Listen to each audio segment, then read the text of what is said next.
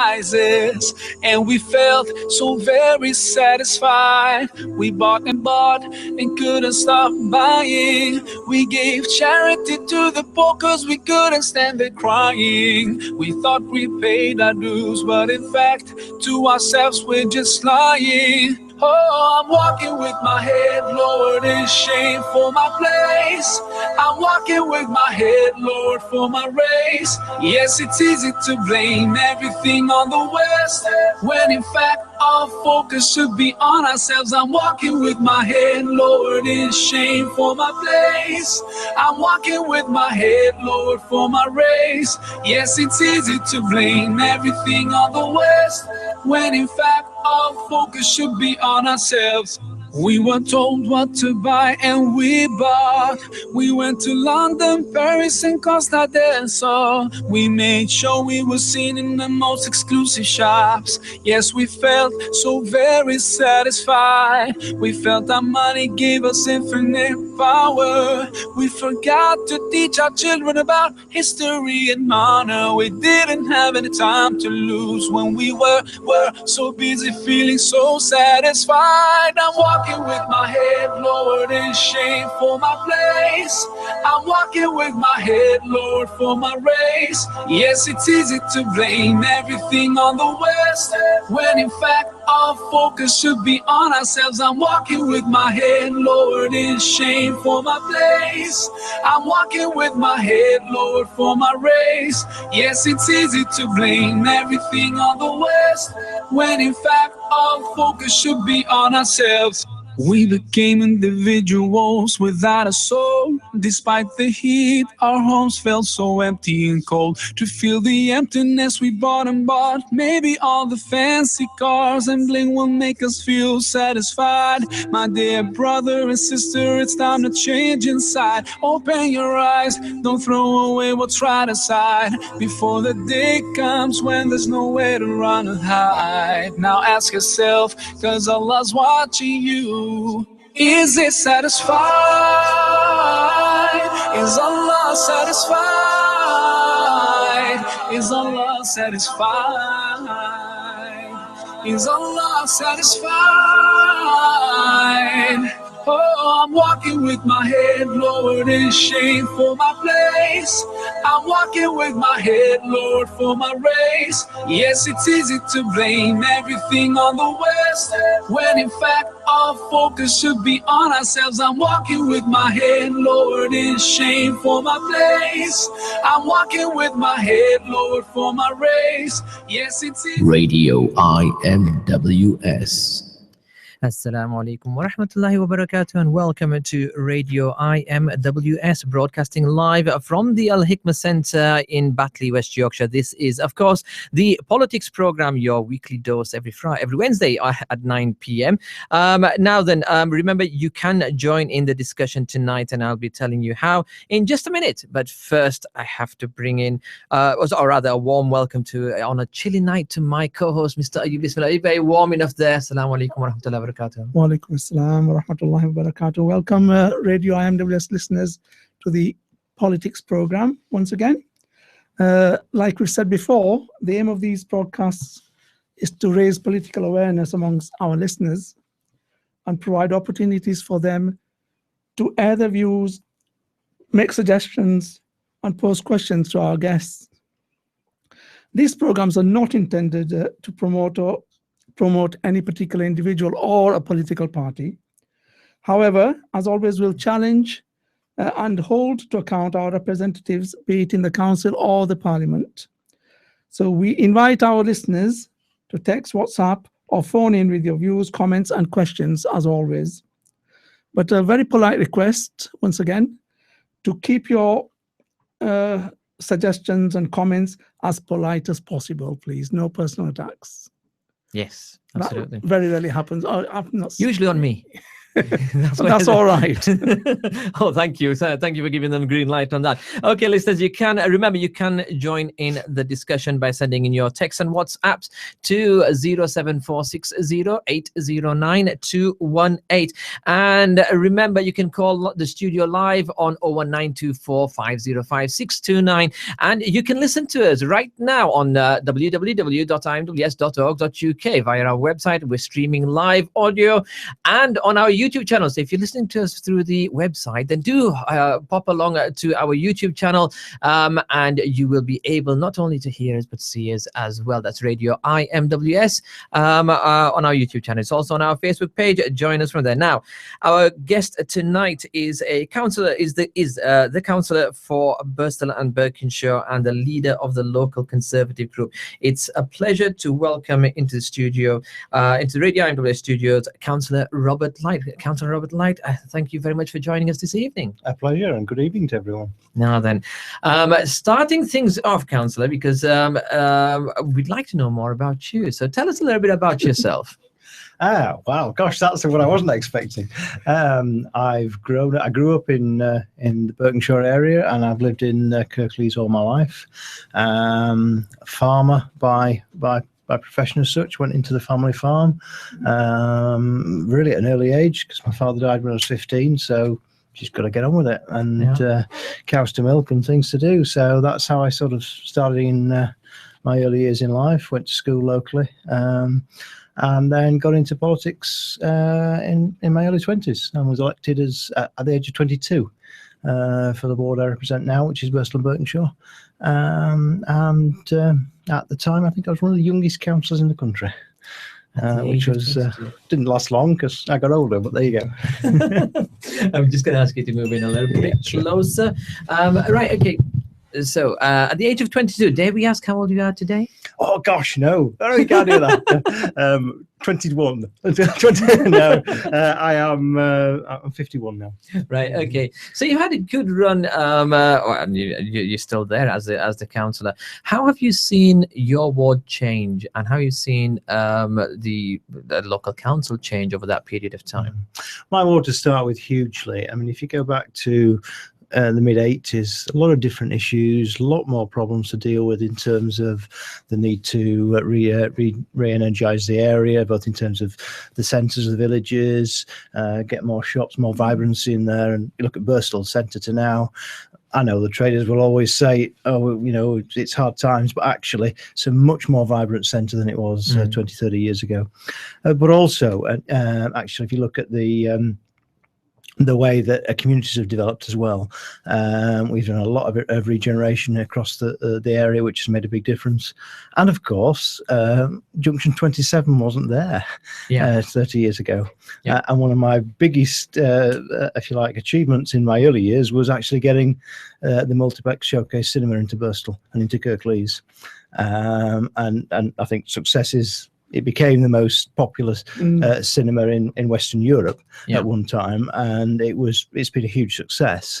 And people said I was crazy, and I think one of my opponents said, "Oh, Bristol needs a cinema like a hole in the head." Well, I think history has proved that not to be the case.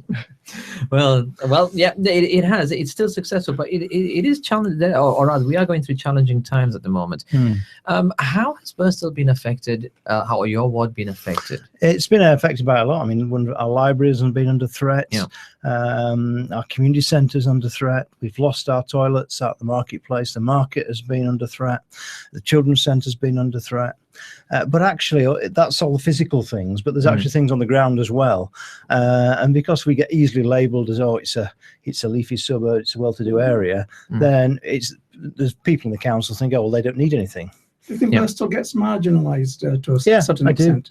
Not only marginalised, at times we have to fight to actually get recognised, full stop. You know, people think, you know, that they don't recognise, like particularly the north end of the ward, Bristol, Berkshire and East Byley.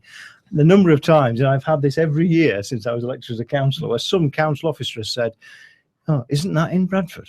Just because we've got a Bradford postcode. But there are residents in my ward who have a Bradford postcode, they have a Leeds telephone number, and they pay their council tax to Kirklees. Would it be the same to say about Batley then, in the the overall bigger picture of Kirklees? that Batley gets marginalised as a small town compared to Huddersfield and other towns. I mean, I think the problem that Batley faces is that, well, first of all, Kirklees is so Huddersfield centric. When I was council leader, we were fighting against that every day, and it's a case of, how does that? What do you mean by that? That's what people say. Well, it means actually that you think of things in terms of how it affects Huddersfield, so that virtually all the senior officers live in the Huddersfield or in the valleys nearby. They don't live in the north. Very few. I had one director when I was a leader who actually lived in the north of the borough, and she understood the patch, and that was really helpful. But others didn't, and that's really important because actually, our issues are not Huddersfield issues. We have a different identity, and we have different issues here. And I think Batley has the other problem is that it's not only got fighting in Huddersfield, but if anyone, the Huddersfield-centric view of Kirklees is what's that bit in the north? Oh, it's Dewsbury. So Batley is always fighting to actually get recognised above Dewsbury as well. And I think that's a big issue. So what's the solution? Independence. Would that really make any difference to Batley, being a very small town, like you said? Dewsbury is much more popular. Whereas Batley, would Batley really benefit from that? Well, we've spent a lot in the Conservative Party and group. We've spent a lot of time looking at what is the best model. And the problem with Kirklees is, one, it's too big to have real engagement with local people, and that's why it's very poor at it as a council. And actually, it doesn't really matter to Huddersfield, they get it, but we lose out in the north of Kirklees. So what we'd like to see is a different approach, and we've looked at either small amount models based on Batley and Spen, or based on Dewsbury as sort of mini councils operating where they run all the stuff that people see on the ground, the street sweeping, the park maintenance, things that local people can influence. And it matters whether we do it, twice a month or 3 times a month, depending on our circumstances, things that you can really influence that impact on people's lives. And the strategic stuff would still be done at a Kirklees level. So we looked at that sort of as a model. But we've also looked at another idea, which would be, if you look at Calderdale and Kirklees, then Calderdale is basically half the size of Kirklees. If you put Calderdale and Kirklees together as a strategic model to do things like adult services, children's services, strategic highways, bin collections, then you've got a critical mass, and those are all things that would happen anyway. But then you could actually have 3 separate councils of an equal size, which would then actually be able to run the more place-based services. And actually, I think again that would engage people more, and it would mean that Batley, what happened in Batley mattered, because they wouldn't be able to ignore it like they're doing Kirk. What kind of things might improve in Batley through independence? Well, I think one of the things you've got to look at is first of all, where the money goes, and Huddersfield drains a huge amount of money.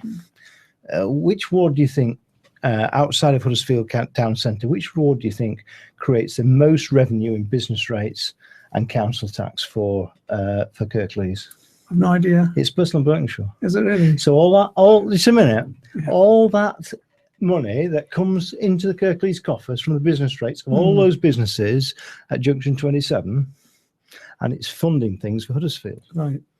Now that to me isn't right. And I think, not only my patch, but Batley and Cleckheaton and the Spen Valley should actually see the benefit of that, because we, at the end of the day, have actually had the detriment of that, of all the traffic problems and the pollution problems, which I'm sure Smithies Moor Junction in Bristol is one of the worst air pollution spots in the whole of not just Kirklees, but actually the north of England. Yeah, I mean, the thing about it is, I mean, there was I remember attending the press conference that you held in Murfield regarding this. But the problem is, wouldn't that really complicate things more? Because all the strategy is still going to be done by this mega council, which is going to be, I mean, you're going to have a bigger council because Kirklees and Calderdale are together. You're going to have as such, the big boys are still going to be outside of the small towns, outside of Batley, outside of That's all about leadership. And actually, at the moment, Kirklees has got a leadership which believes in centralising everything. So all the power should be in Huddersfield. Look at the so-called local devolution we've got. We've got talking shop district committees, which actually have no powers apart from allocating a few bits of funds to voluntary organisations and hanging baskets. That's all they're allowed to do. Now, we as Conservatives don't believe that that's what devolution should be about. And it doesn't really matter what structure you use. If the centre gives away Yeah. not just power, but he bought the control over resources to local communities, then they can actually make the difference. So if you have, even if you have a Batley and Spen committee, or you have a broader North Kirklees committee, they will then actually be making the choices about what you spend your money on. Right. Okay. Now then, you mentioned just before we carry on, listeners out there, if you want to send in a message, remember 07460809218. Now then, Robert, just coming on to the district committees, I'm glad you brought that up. What are they? At the moment, they're a waste of time. At the end of the day, my group were the ones that put forward this idea of a 4-model basis, because you could actually do really devolve things to, if you like, a quarter of Kirklees. And that was because it's a critical mass, because you've got effectively 6 wards together, reasonable settlements, so you could actually set up your services there, and you could actually have elected members and the general public actually having an influence over what happened. Okay. That was our way of doing it. It was about devolving powers to them so they could be administered locally. What actually has happened is a talking shop. Right. So nobody's listened to. What's the difference between? I mean, we know that the obviously once upon a time there was a Birstall area committee meeting and a Batley area that then got amalgamated into the Batley one. Now we've got the district one. What's the difference between what we had to what we've got now? Well, what we had then was smaller committees, which I would argue were very much more engaged with local people, who got more people to attend the meetings, who talked about things that were relevant. And you had a situation where people come to them, people are getting engaged with them, and people do things. Now it's just one big committee. At the end of the day, you turn up to the Batley and Spen area committee. No one gives a monkeys about if you've got an issue in Suthill. No one. It doesn't register, because half the population in that meeting are from somewhere else. Yeah. Whereas, when we had, and we used to complain about this when it was Batley and Birstall and Birkenshaw, we used to say, well, hang on a minute, you guys want to talk about things in Suthill, we want to talk about things in Birkenshaw, and wouldn't it be better if we did it in our own patches rather than sort of? Yeah. So we had a very good relationship actually in the past, because whilst we got one budget for, if you like, Batley and Spen, Batley and Birstall and Birkenshaw, we had agreement that we deal with our stuff, Batley Council would deal with their stuff, different parties, but it worked, and that was sort of an informal agreement of a poor structure. And now, of course, we've got the district committee, which includes Batley, Birstall, basically the whole of Batley and Spen, isn't it? It is, yeah, it is. And the trouble is that's lost all that relevance. How much public involvement is there in the new district committees? Because one of the things that I remember reading very early on was that there was going to be more public involvement in these committees. Well, if you I've seen very little. I'm going to say, if you get 40 or 50 people to a Batley and Spen committee, you think, oh gosh, that's good. Well, hang on a minute, 18 of them are councillors, God knows how many officers. So how many actually members of the public are there? But say you end up with 40 or 50 members of the public are there. But how many used to come to Batley? You get 30 or 40 at Batley. You'd certainly get 20 or 30 at Birstall and Birkenshaw. And Spen Valley, they used to get the similar. So where have all those people gone? They've actually lost interest in what's going on, because it's not relevant to them. And that's why it's not working. Right. Okay, you are listening to Radio IMWS, broadcasting live from the Al Hikmah Centre this evening. Our guest is the leader of the local Conservatives Cllr Robert Light. If you want to get your questions in, the number is 07460809218. Do a text or WhatsApp us on there, or you can give the studio call, or 1924505629. We're going to take a very short break. We'll be back with you right after this. Join the discussion on Radio IMWS every Tuesday, Wednesday and Thursday from 8 p.m. Topics include Islam, current affairs, health, legal, education, and a weekly program delivered in Gujarati. You can join in by calling the studio on 01924 505 629, or send us a text or WhatsApp on 07460809218. For program schedules, visit www.imws.org.uk. If you would like to volunteer and be part of the Radio IMWS team, email radio@imws.org.uk or call 01924 500 555.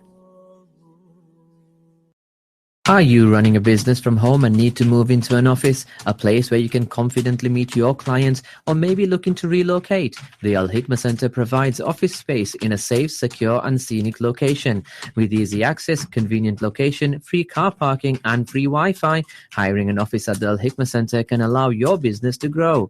For more details and special offers, call 01924 500 555 or email info@imws.org.uk. Hold your meetings and conferences at a secluded scenic location just 15 minutes from the M1 and M62. Whether small, medium or large, the Al Hikmah Center in Batley, West Yorkshire has the facilities to accommodate, including free parking and all the equipment to make your seminar successful. So whether your need is for a handful or over 1,000 attendees, we have all you need. For details and charges, call 01924 500 555 or email info@imws.org.uk. You can find out more about our conference facilities by visiting www.imws.org.uk. Radio IMWS. Welcome back to Radio IMWS, broadcasting live from the Al Hikmah Center in Batley, West Yorkshire. Remember, you can give the studio a call 01924 505 629, text or WhatsApp 07460809218. In the studio, we have Cllr Robert Light. Now then, Cllr Light, moving into the local ward in Batley and Dewsbury, your last standing Conservative councillor in Dewsbury, Salim Patel, lost in May. What's happened? Because at one point, the Conservatives did have councillors. I mean, Dewsbury South had 2. We had 3 in Dewsbury South. Sorry, 3 in Dewsbury South. Yes, yeah. once. Well, you get changes. We had a situation where I grew up thinking that all the 3 Dewsbury wards were completely solid Labour. They always used to get a 2,000 Labour majority, and nothing, whatever you did, wouldn't change a thing. But actually, we did change things, and we had some good people running as councillors in there, working hard in Dewsbury South. But things change. It was a general election last year, and if you look at what the vote Salim got, any other year he'd had a very handsome majority, but there's always a bigger turnout on general election days, so he probably suffered for that. But I very much hope that we will see a Conservative councillor in Dewsbury South after next May, because at the end of the day, I think what people are saying to me from that area is that actually, when we had Conservative councillors, they represented us and they fought for us. Might not have always won, but they fought for our local community, and they don't feel they get the same at the moment. It gets a little bit spicy in Dewsbury South. It certainly does. There's a bit of spice between Labour and Conservative there. Who's going to be standing in May? We haven't chosen our candidate yet. All right, okay.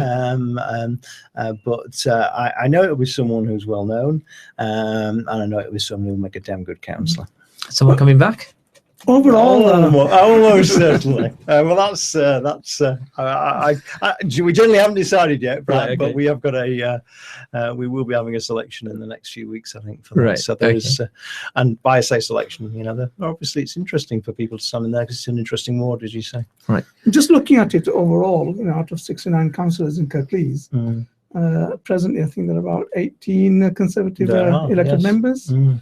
That's pretty low, isn't it, comparatively? I mean, what do you think is the underlying reason for not having sort of enough Conservative elected members? Well, I'll be honest with you, I'd like twice as many, and always would have liked twice as many, because that would give us a majority. But if you actually look at the historical position of Cllr, the most seats we've had in the 30 or so years I've been involved is 23.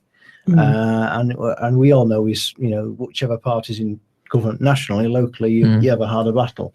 The fact is that since the Conservative government got elected in Westminster 5 years ago, there's only 2 less Conservative councillors in Cllr, given the historical political traditions, and we've got 3 Labour MPs. I think it's actually pretty good, and I think it shows that local people recognise that locally Conservatives fight for Cllr. And actually, when we were running Cllr, which was 6 years ago, up to 2009, we did a damn good job.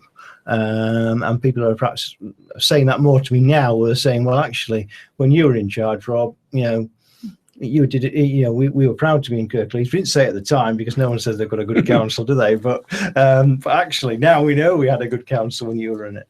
Yeah, I mean, even if you look at the composition of your BME councillors, I mean, you had Salim Patel last year or before the election. At the moment, you've got nobody from the BME communities, and your record, I think, is pretty dismal, really, if you look at it overall. It was just how can you encourage more people from the minority communities to become members of the Conservative group in the first place, and also become elected? Well, we've had some very good candidates from BME communities over the years. Some of them were elected. I mean, Salim Patel, Imtiaz Amin were very good Conservative councillors. I'm just unfortunate that Salim didn't get re-elected last May, and I very much hope we'll get Conservative team back into Dewsbury South. But we had some other good candidates throughout the years as well in different parts, and I certainly hope that's something will change.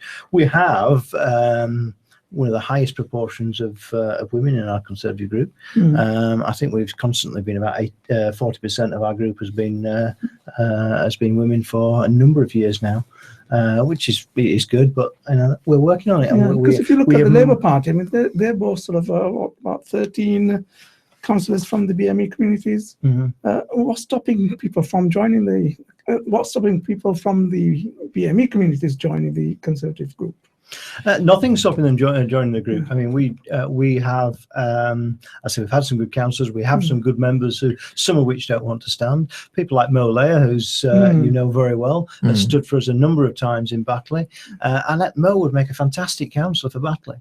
And I hope you'll all encouraging with me to stand again next year, because But isn't that the case? I mean, you mentioned it just now about when you have a party in government and the effect that has. National policy at the moment that's coming from Parliament, from the Tory government, from the Conservative government, is not very favourable towards the minority communities. I mean, we're seeing a lot of legislation that is scaring a lot of people. Well, it shouldn't be, because actually, if you look at the principles of conservatism, protecting the family, looking after your, having that sort of self-reliance, belief in business, I've yet to meet anyone from the minority communities who don't agree with those. In fact, when I talk to members of the United, to local communities in Batley or different parts of Cllr, they always make me feel a bit actually that I'm not conservative enough, because you're right, because there is a strong link between the minority communities and the Conservative Party on that side. But policy-wise, we're seeing a lot of policies that would really badly affect BME community, and particularly for the Muslim community.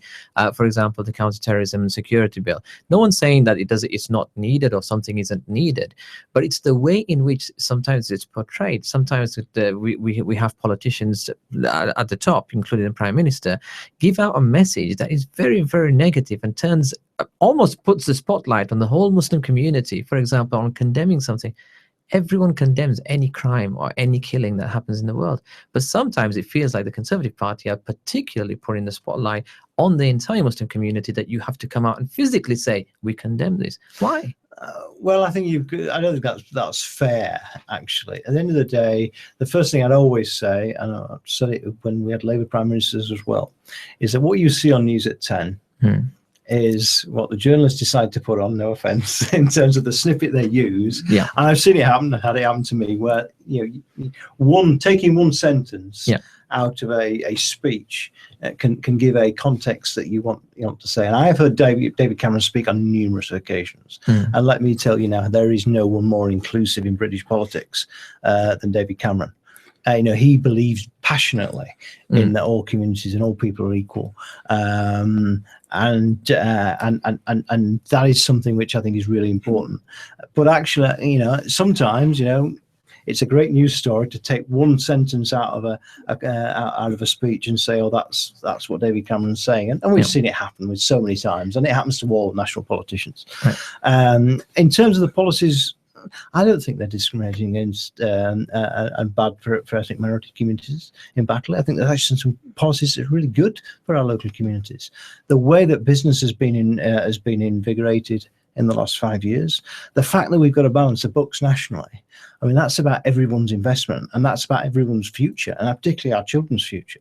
And Batley is a younger population than anywhere else in most parts of the rest of Cllr. So actually getting our economy right, getting the nation so we can afford to actually invest in the future is really important, and that's actually investing in everyone's future. But is the government getting it right? Because I mean, we're seeing graduates who are basically stuck in shells with very little prospect. For a lot of graduates, there's very little prospect of actually getting into the job that they've actually studied for.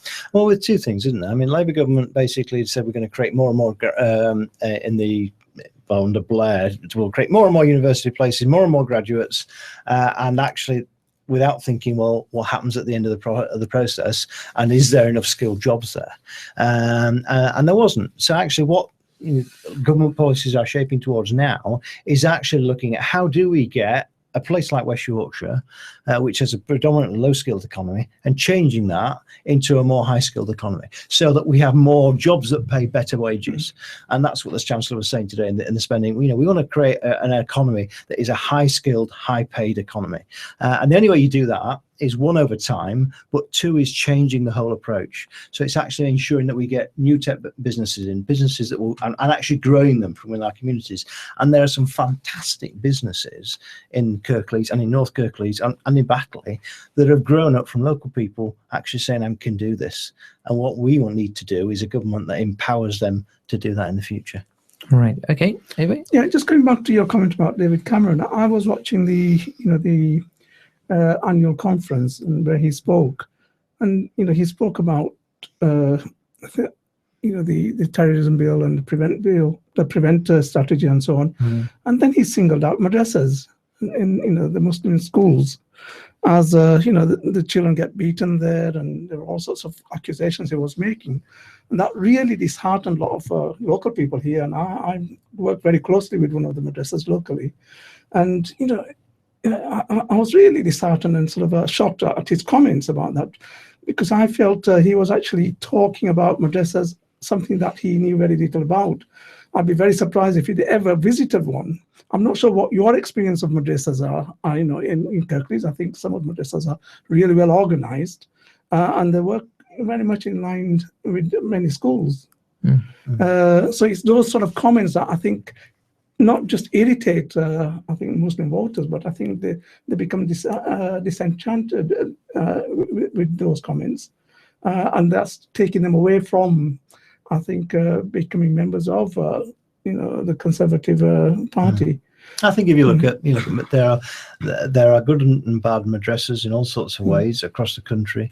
But you can say the same thing about schools. And I'm just going to say that, you took the words out of my mouth. It's exactly, but why did he single out madrasas? Well, if you actually look at that, he has said that about schools, and one of the aims of the Conservative government has been to actually, and this is over a long period, to actually make sure that every young person has the opportunity to attend a good school.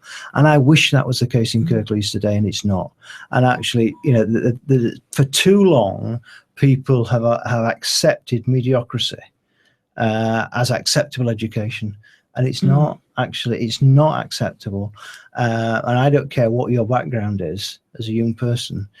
You have the opportunity, should have the opportunity to actually achieve a good standard of education. And with the right schools and with the right teaching, you can have that, and you can get those qualifications. Absolutely. And I think that's really fundamental about what is the difference between Conservatives' policy and Labour policy, because at the end of the day, Labour policy has kept young people in poor schools across the country and in Cllr. So what would you, as Tory leader, do differently to what the Labour group is doing in Cllr? To improve education? Well, I think what we do is we target our poor-performing schools, and we make sure they were working alongside as partners or jointly with high-performing schools, and that's the way to get schools turned around.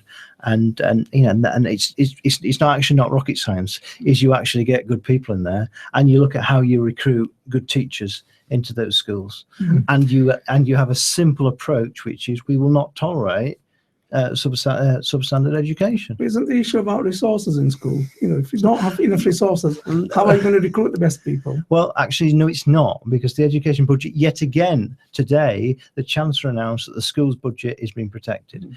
There is enough money in schools to pay for the teachers needed. The question is how you use it.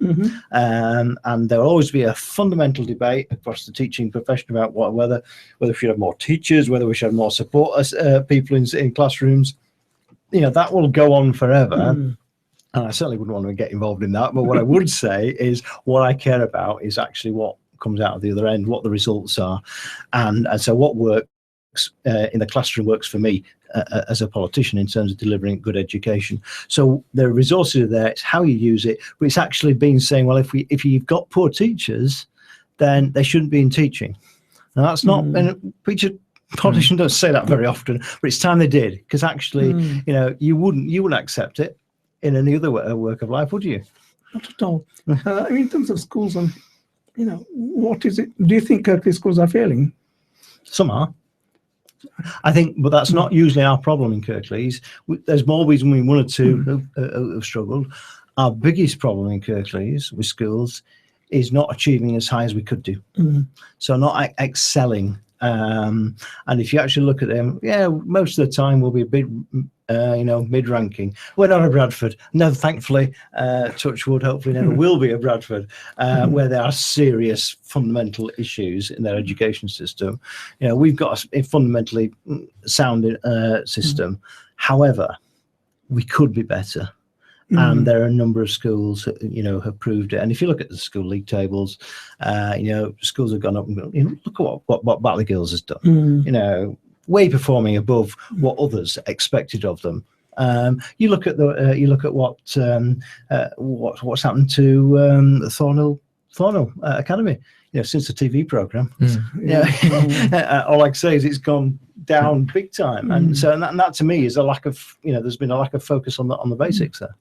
Yeah, and the best resources are teaching resources, basically, and getting the best teachers in schools. In terms of schools in Batley, you mentioned Batley Girls High School.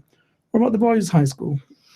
Yeah, the boys' high school has never done as well, and I know they've got new people in there, and the signs are positive, and I wish them well. It's one of the issues we face. I think both of us are ex-pupils. All right, yeah. One of the, I know many, and one of the problems that the girls' school, or advantages of girls' schools, they've always appealed to a wider community than perhaps the boys have, and the boys have suffered a lot. Boys going to Bruncliffe and to Woodkirk High as well, from Batley. So there's been different issues that they've had to face. Can you just quickly focus on the prevent agenda? Cllr obviously is playing their part in terms of training and promoting the strategies of central government in terms of prevent. Do you think it's working in Cllr? That's a really good question. I wouldn't be so bold as to say it couldn't do better, because I'm sure it could. But I know there are a lot of committed people trying to make a difference out there, and that's important.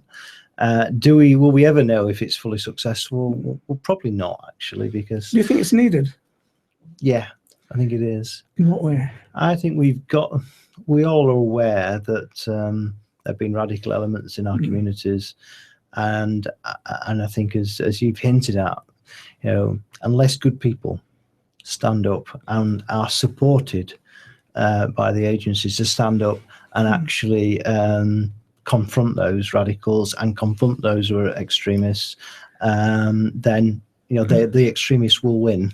And I think a good example of that was something I saw about 10 years ago when I was invited to look at what had happened at Finsbury Park Mosque, which you'll remember was a hotbed of radicalism. Abul Hamza and others used it as their base.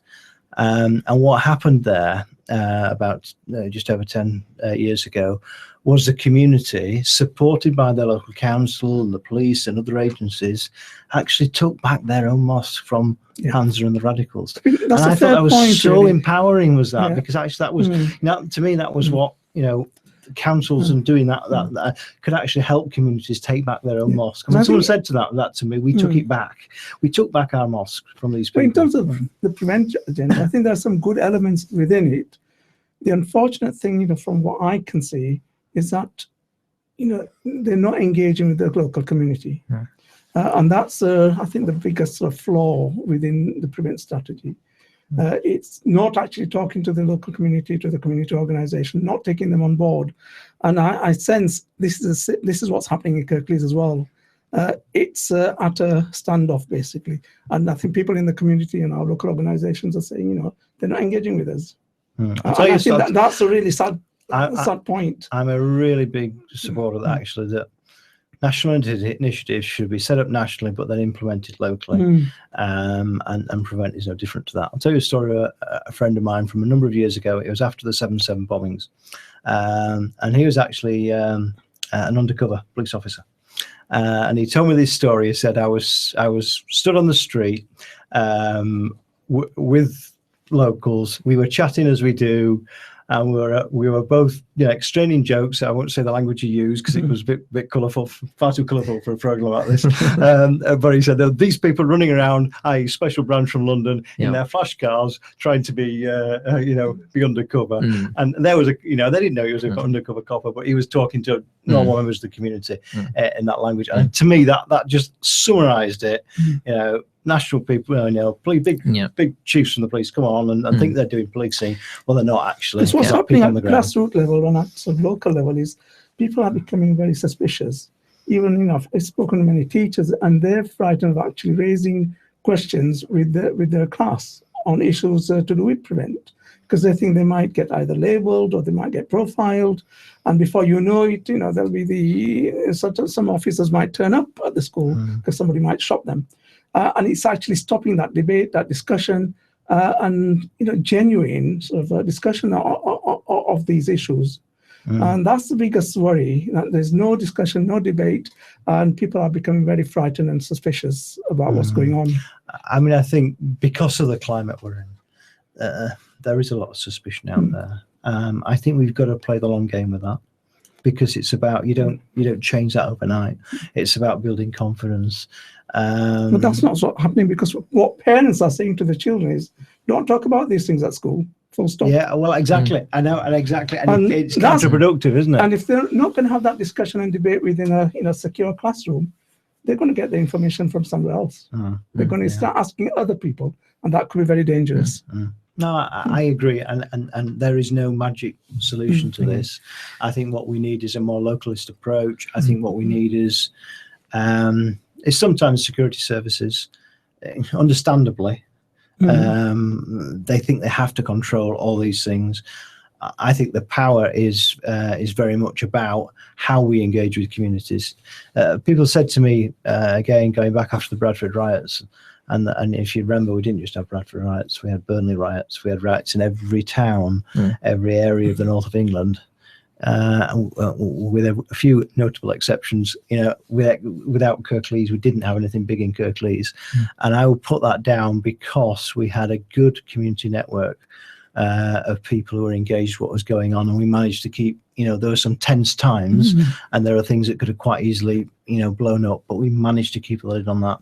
And I think that was down to, one, the skill of council people on the ground, two, the pragmatic way that the police locally dealt with things, and three, because there is a certain pride in our patch as well, across everybody, which we were able to sort of, we don't have to be like Bradford.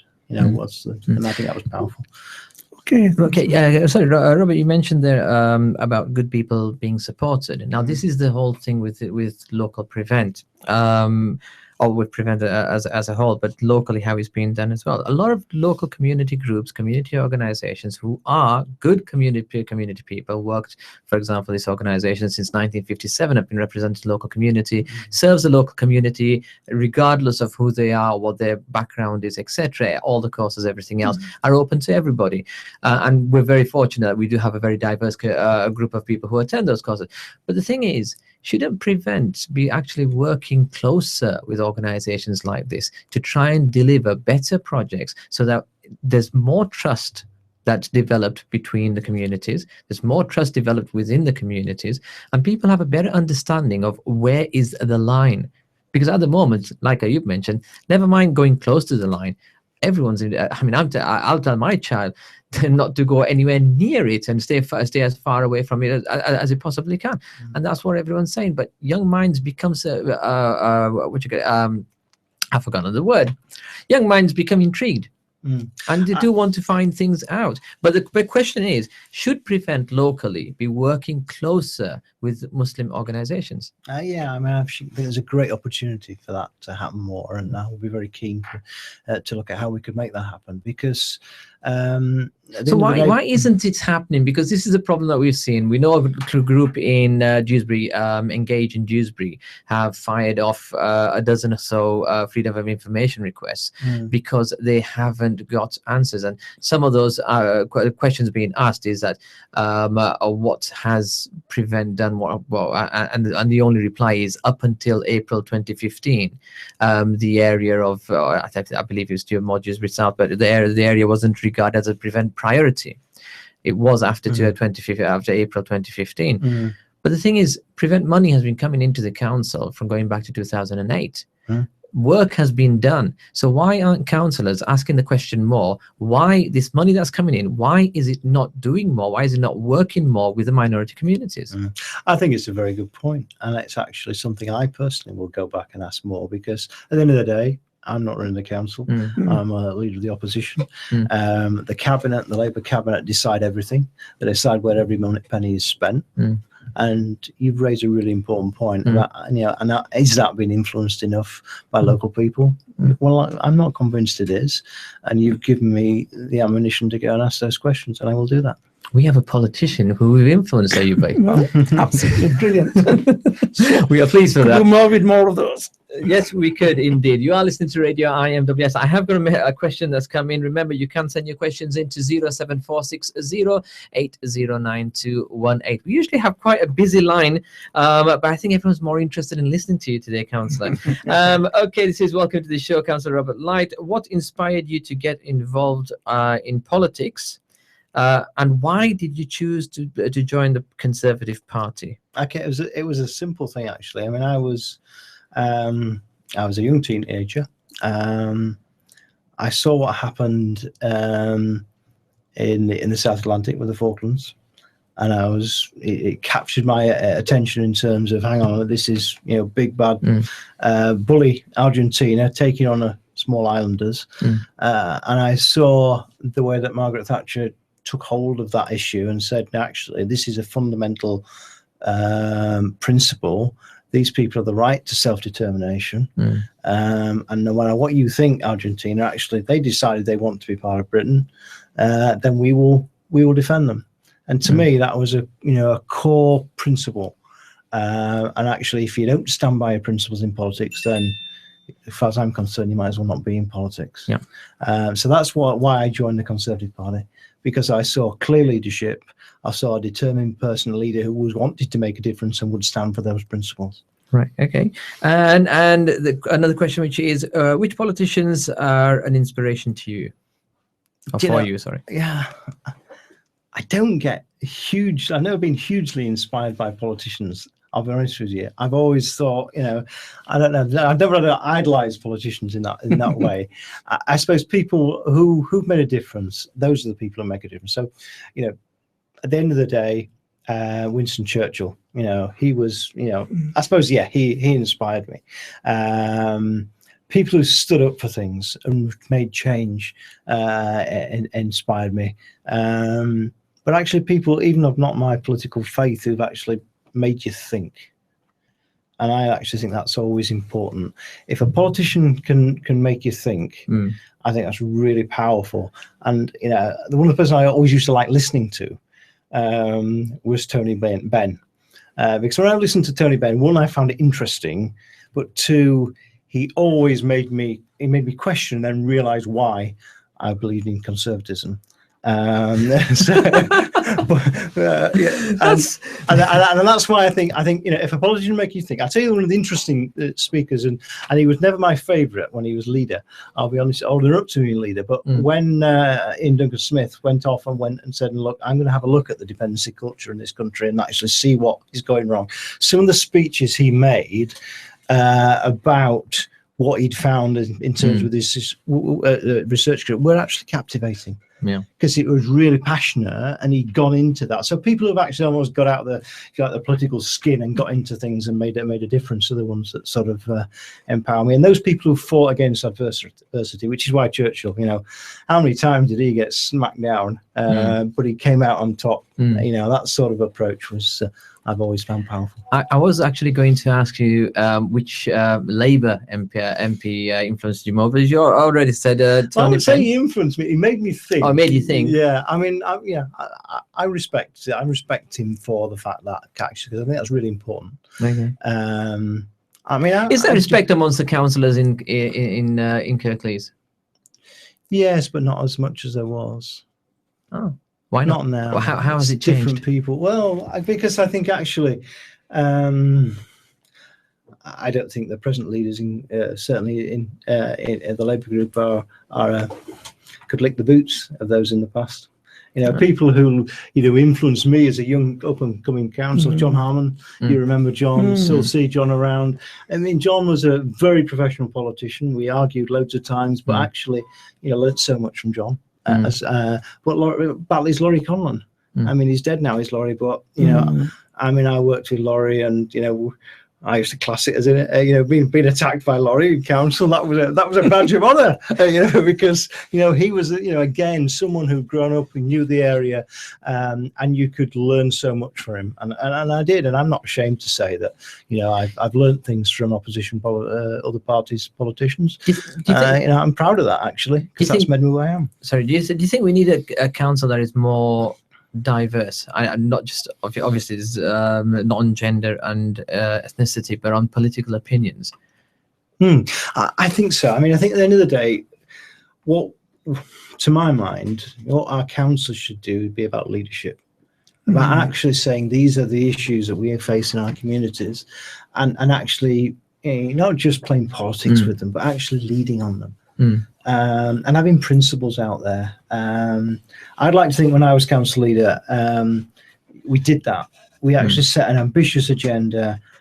We delivered a hell of a lot of it, we've across the borough, and we made a difference. And that's, in a short period of time. Now, I don't see that. I don't see that drive at the moment from people. It's quite a big contrast, isn't it? I mean, I remember those councillors that you just mentioned quite well.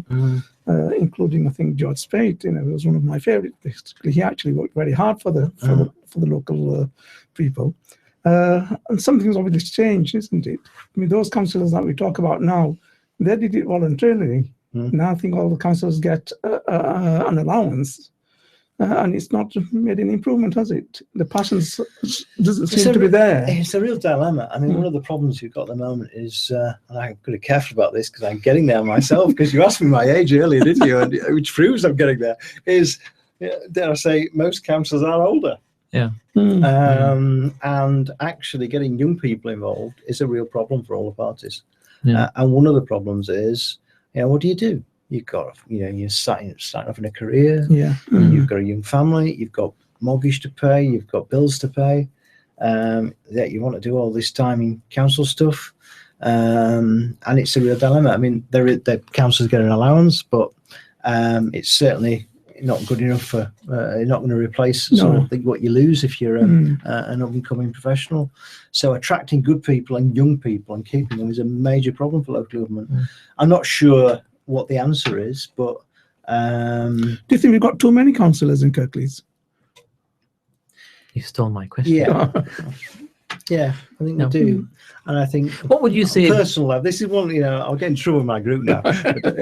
But actually, on a personal level, I think we would be better served if we had less but paid them better. Simply, and actually had an expectation of them, because I think the trouble is, there should be decision makers, and they're not enough, and they don't challenge those decisions. They don't challenge the implications of that, and a lot of that is time. In fairness to them, in some cases, we need a higher caliber of people involved. Because you think the cabinet's too big, isn't it? It depends. You can organise that in different ways, and I could cut that into a smaller cabinet. I could cut that into a larger cabinet. At the end of the day, what matters is that you have people on that cabinet who are capable of running, of managing, and leading a portfolio, and that can be 4 or that could be 10, depending on how you cut it. But I don't think the cabinet as a collective today lead their portfolios. They don't lead the borough. They don't chat. They don't actually go out there and make a difference to people's lives. Okay. So if you're not out there wanting to make a difference for people's lives, then why are you in politics? Quite. I mean, one of the things that's been talked about, of course, is that all this money saving that Cllr has to do, and to reduce the councillors. But if we went down what you've just suggested, which is reduce the councillors but increase the pay of the existing councillors, how would that end up saving the council anymore, or would it actually save the council? Well, it depends what the end rate. It depends how many you get rid of and how much you put the increase up there. I think at the end of the day, what you want, what we need is an effective group of people as our public representatives. Certainly my group believes that the cost of democracy, if you like, or the cost of councillors can be reduced. And there are always sorts of ways you can do that. But actually what is really more important is that we look with people on that council who can make a difference in terms of the thinking. And at the moment, the Labour group's position is we will just get rid of services, or we'll reduce services, or we'll cut services. Not that we'll look at how they can be provided differently.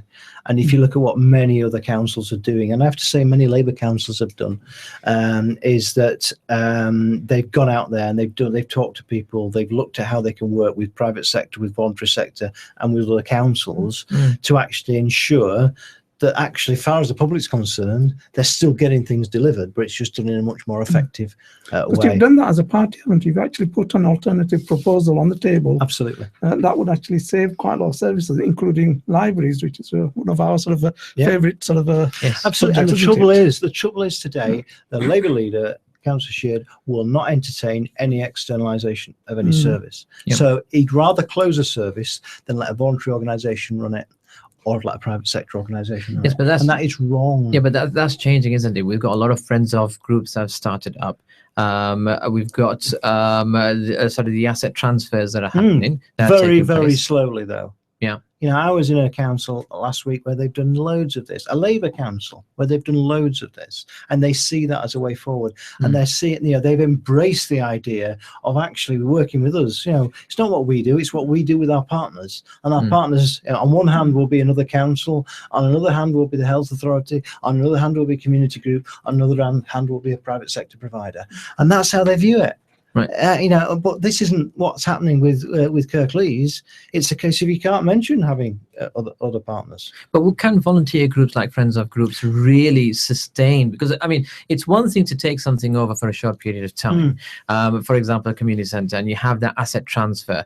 But then to keep going on to year after year as a volunteer to keep that place going, that's pretty difficult. It is, and that's why the idea that we got in Cllr's is just get rid of them to this voluntary sector group. And, the evidence shows if you do that, then a significant number will fail over time, not immediately, but over time. However, if you actually do it in a way where the council is acting as a support mechanism, is working with people, so there is professional support there in terms of a library, but actually there is also people to just sort of take the strain, when perhaps we lose a few volunteers and work to support those gaps, then those organisations can run and will be sustainable in the future. And that is a lesson that other councils have learned, but Cllr's isn't interested with, because we're not giving the support to our local communities. We're just seeing it as a quick fix. And to me, that's not what it should be about. Okay. One of the things the council would probably argue with, or rather, sorry, the Labour Party would rather argue with, is that where cuts argue with most of them, where cuts have been imposed by central government, they've been harder on Kirklees than they have been on some of the conservative constituencies. Well, I don't believe David Sheard on most things he said, and he keeps saying that, so I'm not going to change That was Mehboob Khan. Well, well, Mehboob and I go back a long way. I'll say that. And, I always won, despite what he used to say in the debates. But the fact's there, actually. If you look back Kirklees was overfunded in the past. And that is under-recognised. We had the highest settlement in 2007 financial settlement of any council, which is why when I was leader, I said very clearly to officers and to members, and they didn't like it, I said, it doesn't matter what government we have in the future, we will never have as much money as we have now. So we need to change the way we operate. And we need to look at how we become more efficient, how we deliver efficient services more effectively. And officers are still saying this, the same words that I approve. We need a one council approach, which is the council does things once. Well, that would be novel, wouldn't it? We have a council that actually, it doesn't matter what department you work for the council, therefore you're responsible for everything. Yeah. And we take that to the borough as well, a one Kirklees approach. And that's what we need to address our present issues. Okay. And actually those councils who do that are the ones who are actually keeping services running for people. Okay, I've got a couple of questions come in and we are running out of time. I'm going to go for these. Good evening. What is your position, Council? What is your position with regards to Syria? Do you think there is a military solution? Should we bomb Syria? What worries me about Syria more than anything is there's not enough people have looked at the history of Syria. How the fragility of the systems there. It's crying shame what's happened to a proud country. In terms of the future, I think as Britain, we've got to be involved in the international effort, military effort, because ISIS cannot. If it succeeds, then many innocent people across the world are going to die and are going to suffer, and many of those will be Muslims, as we've seen in Syria, as well as other faiths. So I think it's a world issue that we defeat ISIS. It's a very hard thing for a prime minister of any country to commit their forces, to armed conflict. But I don't think we have any choices left, and I think the Paris atrocities prove that. I mean, one of the things that's quite often forgotten is that the biggest victims, if we look at faith groups of terrorism, is actually Muslims. Absolutely. And unfortunately, the same media that misrepresents David Cameron misrepresents the Muslim community in big ways. If we look at one of the biggest, the biggest tabloid and their front page yesterday. But the problem we've got is by bombing or by taking military action against Syria, are we not also then going to be seen as an aggressor? Because it's very difficult to pinpoint where ISIS actually are. Look, are we going to get it wrong? Are we going to kill innocent people? Yes, we are. Let's be honest about it. Is that intentional? No, it's not. But we have a situation where ISIS don't operate under any rules. We've seen that, the way they butchered women, children in the streets, and actually posted that on YouTube. They don't abide by any rules. Yes. And they will hide behind innocent families. Yeah.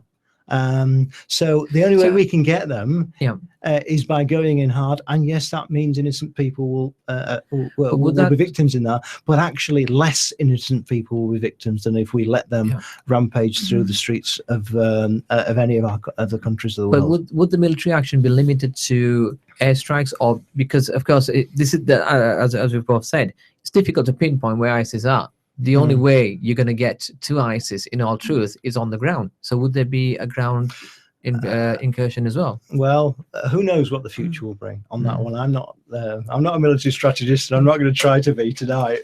But I think at the end of the day, we have to empower our leaders to take what action is necessary to make sure that ISIS is defeated. Okay. I think it needs an international effort, definitely.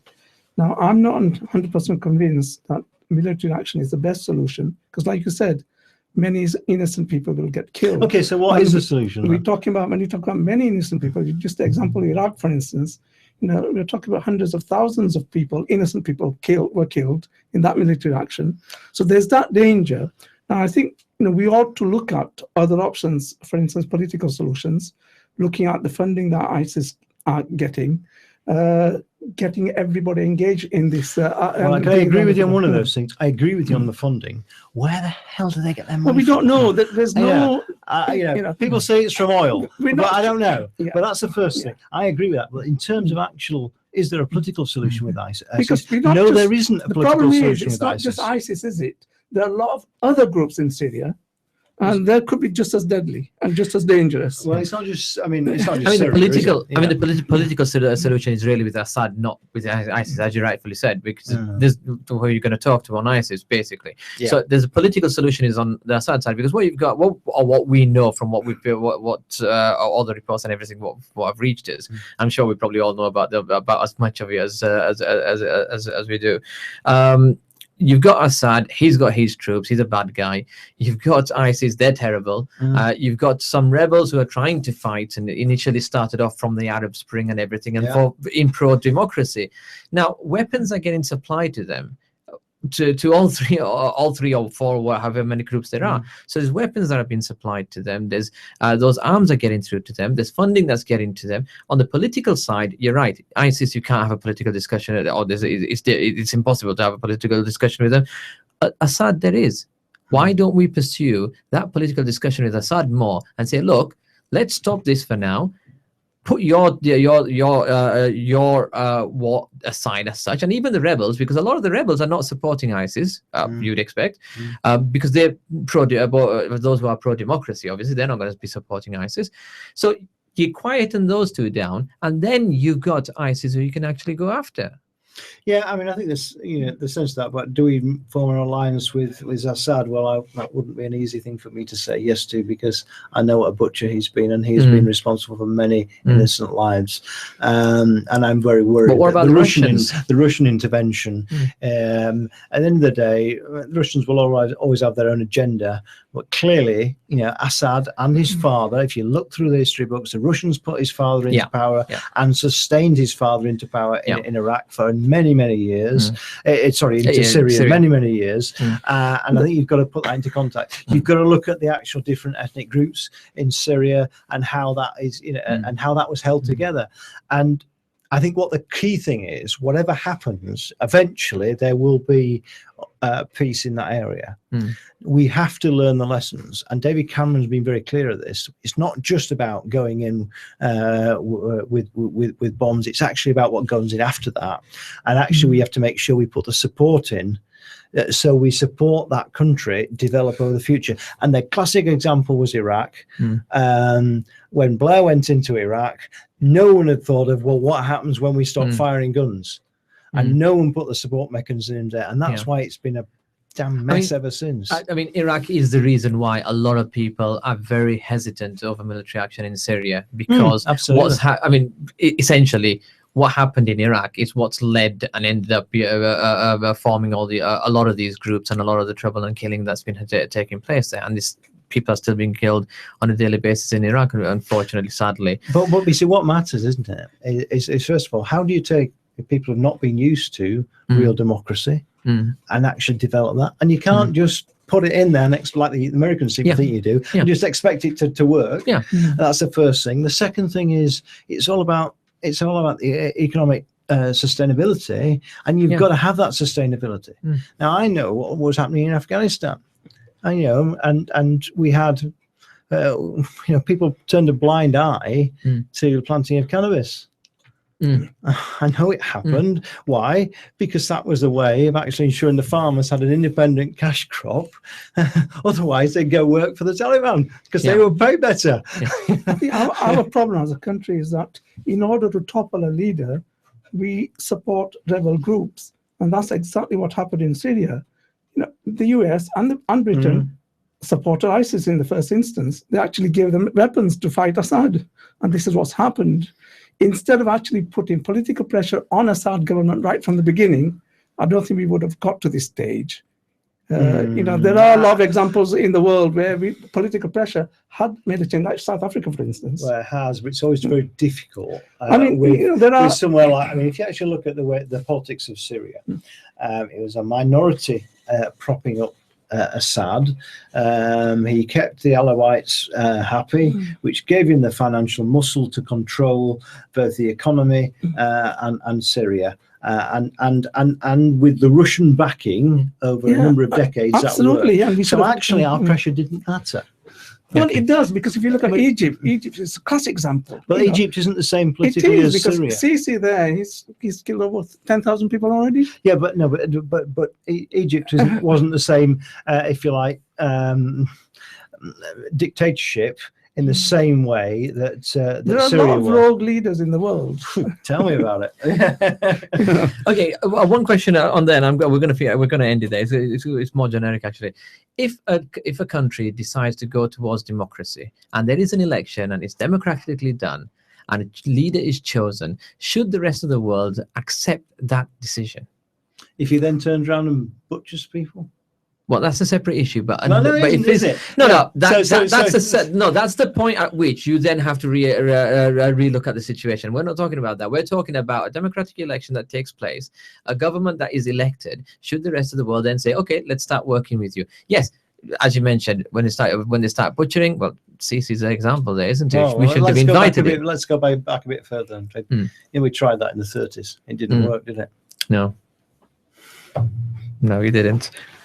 But if we're going to bring democracy, then what do we do? I mean, do we choose the parties who we want? Can't. But actually, what we've got to do is help. If you look at Libya, what was the problem with Libya? And this was misunderstood. I remember, Claire Short was hugely responsible for doing nothing in terms of getting Iraq sorted. But when we sorted Libya out, what we didn't realise is just how Gaddafi had run Libya. And the way Gaddafi ran Libya was that there isn't any governance of any sort. So there is no middle government, there's no local government, there's no organisation. And that is why Libya went into because there was no system there other than gang leadership that could replace what Gaddafi had. And it was, he was, in many ways, as most of these strong dictators are, very effective at ultimate power. And when you take it that way, there's a huge vacuum, and it takes time to build that up. And the problem the West has thinks is they think that once the fighting stops, the war's stopped. The war hasn't stopped. The war has only just started, and that war is how you win the peace. It's a war to win that peace and actually establish that country. And hopefully, and I think from the words of David Cameron, we're seeing a change, certainly from Britain, in how we approach that. Right. Okay. I've got another question that came in a while ago. There's been a lot of robberies in the local area recently. What should the council be doing to stop these crimes? Well, two things. First of all, first good news towards that is that we've got a good announcement from the Chancellor this afternoon saying that actually there'll be no reductions in police funding, and that's really good news, despite the fact the Labour Party wanted to reduce them by 10%. That's positive, and that means that there'll be no bobbies reduced off our beats across Kirklees. The second thing the council needs to do is ensure that it maintains its community support officers. Because when I was council leader and led the Conservative administration, we agreed with the police an extensive number of community support officers across Kirklees, which meant our neighbourhood policing teams got bigger, and that's why we've managed to actually keep crime down in the last decade in Kirklees. So actually that's the first thing to do. So actually make sure we keep those people on the ground. And the second thing is make sure we get intelligence, because actually these people are living amongst us, the people who commit those crimes, and we need to make sure we nail them and help the police nail them. Right. Well, I was speaking to Inspector Rolf earlier today, and I just want to give a message which he passed on, or he asked me to pass on, which is, if you are aware of anybody who is acting suspiciously, please report it to the police.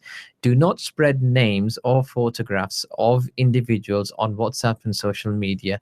They could be completely innocent, and unfortunately, you could have someone with a little bit of heated and ends up committing a crime themselves. So if you find someone who is suspicious, or a vehicle that's suspicious, please report it to Crime Stoppers, and the police will act on it. Remember, it's 101 for Crime Stoppers. So do report it on that. Don't go for the 999 unless they're actually doing something.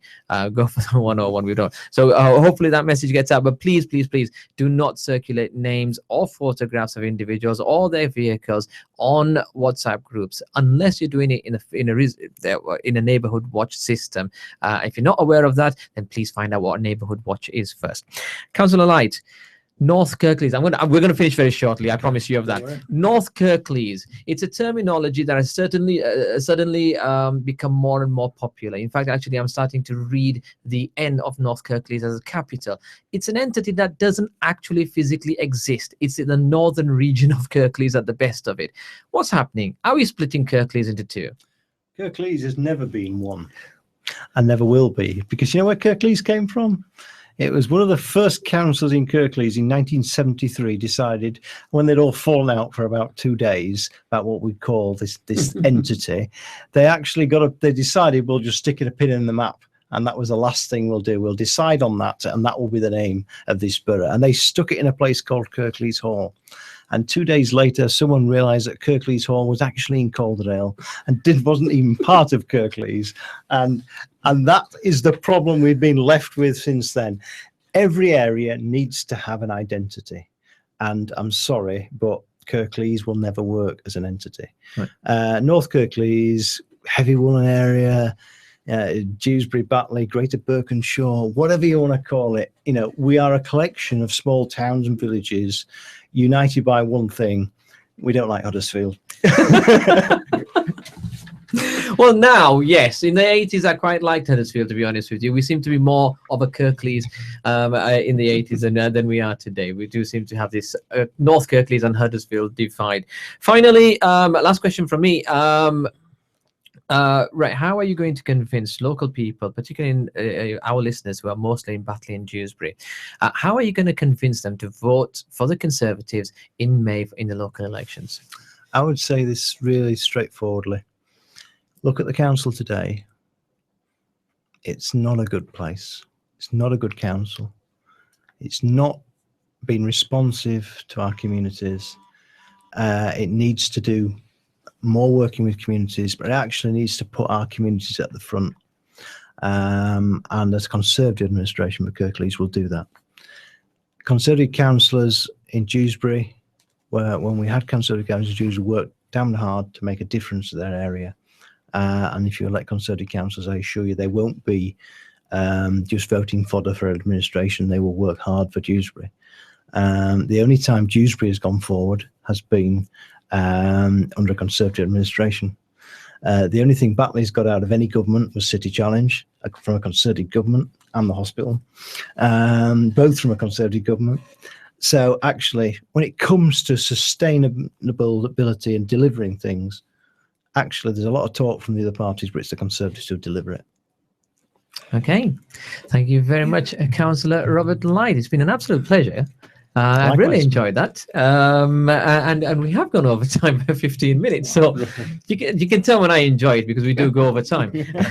It's been brilliant. We do want you to come back in again, and we do want to know more about this whole prevent thing, because to be quite honest with you, everyone I come across and every organization I come across, Muslim or non-Muslim, we all actually wanting exactly the same thing, which is wake up in the morning, go to work, come home, spend time with the family, and enjoy a safe time. It's like the robberies. We don't want that. You've really set something going with me, because I actually got me thinking about this. And do you know, I don't know who in the cabinet is responsible for prevent. Now that tells you one thing. One, I ought to know. That's the first thing. But the second thing it tells you is no one's speaking about it. No one's doing anything in the cabinet. Yes.